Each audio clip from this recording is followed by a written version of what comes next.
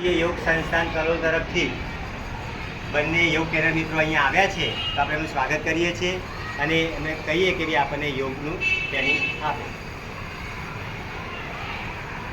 ચલો આજે આપણે ફરીથી કયું આસન કરીશું? તાડાસન. ઊભાના તાડાસન આસન કરીશું. બરાબર. બંને હાથ સાઈડમાં, બંને પગના પંજા ભેગા, આગળથી હાથની ગ્રીપ બનાવો અને ગ્રીપથી ધીરે ધીરે લઈ જાઓ ઉપરની તરફ.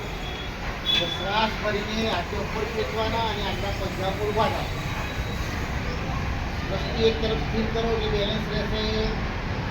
રોકાવાનું. પછી ધીરે ધીરે પોઝિશનમાં પંજા ખાલી નીચે મૂકો.